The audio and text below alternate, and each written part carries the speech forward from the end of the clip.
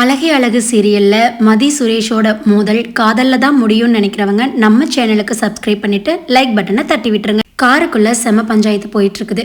எனக்கு நான் fried rice வேண்டான்னு சொன்னல, நீங்க எதுக்கு ஆர்டர் பண்ணீங்க, எனக்கு பிடிக்காததை எதுக்காக நீங்க சாப்பிட சொல்லி வலுக்கட்டாயப்படுத்துறீங்கன்னு மதி சண்டை போடுறாங்க. அதுக்கு சுரேஷ் இருந்துக்கிட்டு, உனக்கு பசிக்குமேன்னு தான் நான் ஆர்டர் பண்ணேன், இல்லைன்னா நான் ஏன் பண்ண போறேன் அப்படிங்கிற மாதிரி சுரேஷ் சொல்றாரு. எனக்கு என்ன பிடிச்சிருக்கோ அதை வாங்கி சாப்பிட விடணும். அது என்ன, பொண்ணுங்களுக்கு எதுவுமே தெரியாது, அவங்களுக்கு எதுவுமே தெரியாது, ஆம்பளைங்களுக்கு தான் எல்லாம் தெரியும் நீங்க நினைச்சிட்டு இருக்கீங்க அப்படிங்கிற மாதிரி சொல்றாங்க. அதுக்கு சுரேஷ் இருந்துக்கிட்டு, நீ எதை எது கூட முடிச்சு போடுற மாதிரி, என் கூட சண்டை கட்டணுன்னே நீ முடிவில் இருக்கியா அப்படிங்கிற மாதிரி சுரேஷ் கேட்கவும், நான் சண்டை கட்டுறேனா, எனக்கான அங்கீகாரத்தை கொடுத்தா நான் ஏன் சண்டை கட்ட போறேன் அப்படிங்கிற மாதிரி மதி கேட்குறாங்க. அண்ணியும் தான் இருக்காங்க, அண்ணன் சொல்றதுக்கு ஏதாவது மறுபேச்சு பேசுறாங்களா, என்ன ஆர்டர் பண்ணாலும் பேசாம சாப்பிட்றாங்க, ஆனா நீ மட்டும் ஏன் தொட்டதுக்கெல்லாம் கேள்வி கேட்டுக்கிட்டே இருக்க அப்படிங்கிற மாதிரி சுரேஷ் கேட்குறாரு. உங்கள் அண்ணனும் அண்ணியும் லவ் பண்ணி கல்யாணம் பண்ணிக்கிட்டாங்க, அதுவும் இல்லாமல் உங்கள் அண்ணிக்கு என்ன பிடிக்கும் பிடிக்காதுன்னு உங்கள் அண்ணாவுக்கு நல்லாவே தெரியும். உங்கள் அண்ணிக்கு பிடிக்காத எதையும் உங்கள் அண்ணன் செய்ய மாட்டார், ஆனால் நீங்கள் அப்படியா பண்ணுறீங்க, எனக்கு பிடிக்காததா பார்த்து தேடி தேடி பண்ணுறீங்க, அப்புறம் எப்படி நான் உங்கள் அண்ணி மாதிரி இருக்கணும்னு எதிர்பார்க்குறீங்க அப்படிங்கிற மாதிரி மதி சொல்கிறாங்க. சுரேஷ் இருந்துக்கிட்டு, உங்க கூட பேசி ஜெயிக்கவே முடியாது மதி, கிளாஸில் ஸ்டூடெண்ட்ஸ் கூட கத்துற மாதிரியே என் கூடயும் கத்திட்டு இருக்கேன், நான் ஒரு போலீஸ்காரன், பார்த்து பேசு அப்படிங்கிற மாதிரி சுரேஷ் சொல்கிறாங்க. போலீஸ்காரனா இருந்தா என்ன, அவங்களுக்கு மட்டும் என்ன கொம்ப முளைச்சிருக்கு அப்படிங்கிற மாதிரி மதி சொல்றாங்க.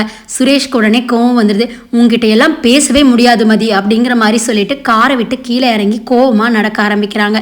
கொஞ்ச தூரம் வாக் பண்ணிட்டு இருக்கிறத மதியும் உள்ள உட்காந்து பார்த்துட்டு தான் இருக்காங்க. அப்பன்னு பார்த்து ஆப்போசிட்ல வந்த வெஹிக்கிள் சுரேஷை மோதுற மாதிரி வருது. சுரேஷ் ஃபோன் பேசிக்கிட்டே அதை கவனிக்கல.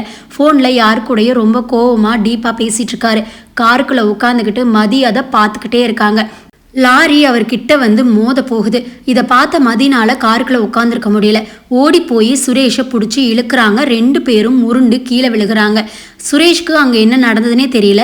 எந்திரிச்சு நின்று, என்னாச்சு மதி, ஏன் இப்படி இழுத்த அப்படிங்கிற மாதிரி கேட்கும். இல்லை, லாரி உங்கள் மேலே மோதுற மாதிரி வந்துச்சு, அதுதான் பயத்தில் இழுத்துட்டேன், ஆனால் அந்த லாரி யூட்டன் எடுத்து போயிடுச்சு அப்படிங்கிற மாதிரி மதி ரொம்பவே பாவமாக சொல்கிறாங்க. சுரேஷ்க்கு சிரிப்பு வந்துடுது. என்னதான் கோவம் இருந்தாலும் நம்ம மேலே இவளுக்கு பாசம் இருக்க தான் செய்யுதுங்கிற மாதிரி சுரேஷ் நினச்சிக்கிறாரு. மதி இருந்துக்கிட்டு, சாரி நான் வேணும்னு பண்ணல அப்படிங்கிற மாதிரி சொல்கிறாங்க.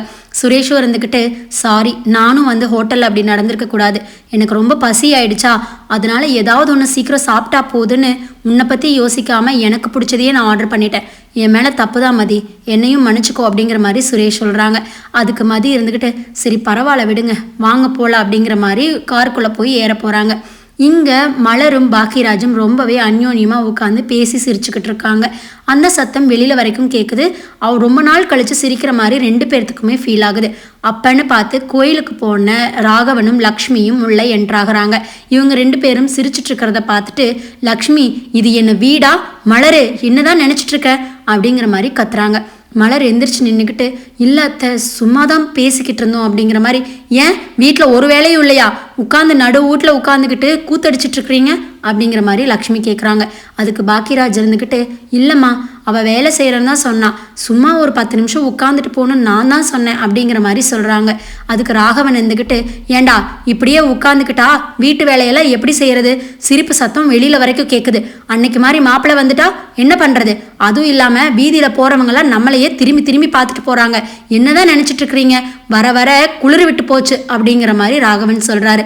அதுக்கு லக்ஷ்மி இருந்துக்கிட்டு, எல்லாம் இந்த கோமதி அம்மா பண்ண வேலைங்க, வீடு வீடாட்ட இருந்துச்சு, அந்த அம்மா வந்து ஒரு வாரம் இருந்துட்டு போச்சு, வீடு வீடாவே இல்லை, என்னமோ சினிமா பட்டுற மாதிரி எந்நேரம் சிரிப்பு சத்தமாக இருக்குது, ஒரே எரிச்சலாக இருக்குது அப்படிங்கிற மாதிரி லக்ஷ்மி சொல்கிறாங்க. இல்லை அத்தை நாங்கள் வேணும்னு பண்ணல அப்படின்னு சொல்லவும், சும்மா கூட கூட பேசாத மலரு, உனக்கும் மதி கூட சேர்ந்து வாய் அதிகமாயிடுச்சு, போய் 2 பேர்த்துக்கும் காஃபி எடுத்துட்டு வா அப்படிங்கிற மாதிரி லக்ஷ்மி சொல்கிறாங்க. மதியும் அழுதுகிட்டே உள்ளே போயிடுறாங்க. பாக்கியராஜ் உள்ளே போகும்போது, டேய் நில்லுடா, ஆமாம் உனக்கு வேலை எதுவும் இல்லையா வெளியில் அப்படிங்கிற மாதிரி கேட்குறாங்க. அதுக்கு பாக்கியராஜ் இருந்துக்கிட்டு, இல்லைம்மா அதுதான் ஆஃப் டேன்னு சொன்னேன்ல, சொன்னால் வேற ஏதாவது வேலை இருந்தால் பார்க்கறது, நீயும் அவள் கூட சேர்ந்து உட்காந்துக்கிட்டு சிரிப்பும் கூத்தும் கும்மாளமாக அடிச்சுக்கிட்டு இருக்க, இது என்ன வீடா, அவளுக்கு தான் புரியல, உனக்கு எங்கே போச்சு புத்தி, நேற்று தான் கல்யாணம் ஆயிருக்கா உங்களுக்கு அப்படிங்கிற மாதிரி பேசுகிறாங்க. ராகவன் இருந்துக்கிட்டு, டேய் நீ போய் எனக்கு அந்த கொரியர் வந்திருக்குன்னு சொன்னேன்ல, அதை போய் வாங்கிட்டு வந்துடு அப்படிங்கிற மாதிரி சொல்கிறாங்க.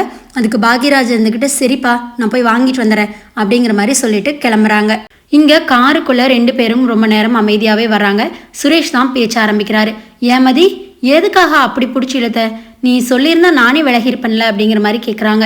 அதுக்கு மதி இருந்துக்கிட்டு எனக்கு தெரியல, படபடப்பாயிடுச்சு, எங்கே அந்த லாரி உங்கள் மேலே மோதிடுமோ அப்படிங்கிற பயத்தில் தான் வந்து பிடிச்சி இழுத்துட்டேன் அப்படிங்கிற மாதிரி மதி சொல்கிறாங்க. சுரேஷ் இருந்துக்கிட்டு என்னதான் நீ எங்களோட சண்டை கட்டினாலும் பரவாயில்ல, என் மேலேயும் உனக்கு கொஞ்சம் பாசம் இருக்குது இல்லை மதி அப்படின்னு சொல்கிறாங்க. அதுக்கு மதி இருந்துக்கிட்டு பாசம்லாம் இல்லை, உங்களை வந்து என்னை நம்பி உங்கள் கூட தாட்டி விட்டுருக்காங்க, நீங்கள் பாட்டுக்கு விழுந்து கை காலை உடச்சி வச்சுக்கிட்டிங்கன்னா உங்கள் அம்மாவுக்கு யார் பதில் சொல்கிறது? அதுக்கும் காரணம் நான் தானே பேசுவாங்க, அதனால தான் அப்படிங்கிற மாதிரி சொல்கிறாங்க. சுரேஷ் இருந்துக்கிட்டு அதான பார்த்தேன் எல்லாம் அப்படின்னு சொல்லிட்டு இது பண்ணுறாங்க. சுரேஷ் இருந்துக்கிட்டு சரி மதி அதெல்லாம் விடு, வாழைப்பழம் வயிற்றுக்கு பத்தாது, நீ ஏதாவது சாப்பிட்றியா அப்படிங்கிற மாதிரி கேட்குறாங்க. அதுக்கு மதி இருந்துக்கிட்டு இல்லை எனக்கு இந்த வாழைப்பழமே போதும், வயிறு என்னமோ ஹெவியாக இருக்கிற மாதிரியே இருக்குது அப்படிங்கிற மாதிரி சொல்கிறாங்க. அது எப்படி மதி வாழைப்பழம் பத்தும்? காலையில் சாப்பிட்டது, உனக்கு நிஜமாக பசிக்கும், 2 சப்பாத்தியாவது சாப்பிடு அப்படிங்கிற மாதிரி கேட்குறாங்க. அதுக்கு மதி இருந்துக்கிட்டு அதுதான் இவ்வளோ தூரம் தள்ளி வந்தாச்சுல்ல, இன்னும் கொஞ்சம் நேரம் போனால் வீடே வந்துடும், நான் வீட்டிலே போய் சாப்பிட்டுக்கிறேன் அப்படிங்கிற மாதிரி சொல்கிறாங்க. அதுக்கு சுரேஷ் இருந்துக்கிட்டு அண்ணா கொஞ்சம் ஓரமாக நிறுத்துறீங்களா அப்படிங்கிற மாதிரி சொல்கிறாங்க. வண்டிக்காரனும் நிறுத்துறாரு. இவர் ஃபோன் பேசிக்கிட்டே போயிட்டு மதிக்கு தேவையான 2 சப்பாத்தியும் பார்சல் வாங்கிட்டு வந்துடுறாரு. இப்போ நீ காருக்குள்ளேயே உட்காந்து சாப்பிடு மதி, எப்படியும் லேட் ஆகாது, நீ நல்லபடியாகவே சாப்பிட்டு மெதுவாக போகலாம் அப்படிங்கிற மாதிரி சுரேஷ் சொல்கிறாரு. அந்த டிரைவர் இருந்துக்கிட்டு சார் உங்கள் 2 பேர்த்துக்கும் புதுசாக கல்யாணம் ஆயிருக்குங்களா அப்படிங்கிற மாதிரி கேட்குறாரு. அதுக்கு சுரேஷ் இருந்துக்கிட்டு ஆமாம் எப்படி கண்டுபிடிச்சிங்க அப்படிங்கிற மாதிரி கேட்குறாங்க. இல்லை சார், இப்போ தான் கொஞ்ச நேரத்துக்கு முன்னாடி ரொம்ப கோவமாக பேசிக்கிட்டீங்க, இப்போ கொஞ்ச நேரத்தில் அப்படியே சமாதானம் ஆயிட்டீங்க, அதனால கேட்டேன் அப்படிங்கிற மாதிரி டிரைவர் கேட்குறாரு. அதுக்கு சுரேஷ் இருந்துக்கிட்டு அதுதான்ப்பா எனக்கே தெரியல அப்படிங்கிற மாதிரி சொல்கிறாங்க. மதிக்கு பொறையேறுது. பார்த்து பார்த்து மெதுவாக குடி அப்படிங்கிற மாதிரி தண்ணி எடுத்து கொடுக்குறாரு சுரேஷ். சத்தியமாக நான் திட்டலமா அப்படிங்கிற மாதிரி சுரேஷ் சொல்கிறாரு. மதிக்கு சிரிப்பு வந்துடுது. அப்பன்னு பார்த்து சுரேஷ்க்கு ஃபோன் வருது. யாருன்னு எடுத்து பார்த்தா தங்கராஜ் மாமா. சொல்லுங்க மாமா அப்படின்னு சொல்லி சுரேஷ் பேசவும் தங்கராஜ் அந்த சைடு இருந்துட்டு என்ன சுரேஷ் என்ன பண்ணிட்டு இருக்க, ஏதாவது வேலையா, டிஸ்டர்ப் பண்ணிட்டனா அப்படிங்கிற மாதிரி கேட்குறாரு. அதெல்லாம் இல்லை மாமா, நாங்கள் குன்னக்குடி வரைக்கும் போயிட்டு திரும்பி வந்துட்டு இருக்கோம் அப்படிங்கிற மாதிரி சொல்கிறாங்க. குன்னக்குடியா, நீ எதுக்கு அங்கே போன அப்படின்னு தங்கராஜ் மாப்பிள்ள கேட்குறாரு. அதுக்கு சுரேஷ் இருந்துக்கிட்டு நடந்த விஷயங்களையெல்லாம் சொல்கிறாரு. யார் யார் போயிருக்கீங்க அப்படின்னு கேட்கவும் நானும் மதியம் தான் மாமா வந்திருக்கோம் அப்படின்னு சுரேஷ் சொல்கிறாரு. அடடே பரவாயில்ல, 2 பேரும் போயிருக்கீங்களா, அப்படியே எங்கேயா சுற்றி பார்த்துட்டு வரலாம்ல, உடனே திரும்பி வரணுமா என்ன அப்படிங்கிற மாதிரி தங்கராஜ் மாப்பிள்ள கேட்குறாரு. அதுக்கு சுரேஷ் இருந்துக்கிட்டு இல்லை மாமா, இப்போ தான் நான் ஜாயின் பண்ணியிருக்கேன், சும்மா லீவ் போட்டால் பேசுவாங்க, அதனால நான் திரும்பி வந்துட்டுருக்கேன் மாமா, இன்னொரு 4 ஹவர்ஸில் நான் ரீச் ஆகிடுவேன் அப்படிங்கிற மாதிரி சொல்கிறாங்க. தங்கராஜ் இருந்துக்கிட்டு அப்படியா மாப்பிள்ள, சரி வாங்க அப்படின்னு சொல்லிட்டு வச்சிட்றாரு. மதி காருக்குள்ளே உட்காந்துக்கிட்டே வேடிக்கை பார்த்துட்டு வராங்க. அப்போ பஞ்சு மிட்டாய் விற்றுட்டு போகிறத மதி பார்த்துட்றாங்க. பஞ்சு மிட்டாய்னா எனக்கு ரொம்ப பிடிக்கும், இது எப்படி வாங்குறது, இவர்கிட்ட வேற கேட்க முடியாதே அப்படிங்கிற மாதிரி நினச்சிட்டு இருக்கும்போது சுரேஷ் வந்து காரை நிறுத்துங்க அப்படின்னு சொல்லி நிறுத்த சொல்லி பஞ்சு மிட்டாய் 2 வாங்கி மதிக்கிட்ட கொடுக்குறாங்க. மதிக்கு ஒரே ஷாக் ஆகிடுது. எனக்கு பஞ்சு மிட்டாய் பிடிக்கும்னு உங்களுக்கு எப்படி தெரியும் அப்படிங்கிற மாதிரி கேட்குறாங்க.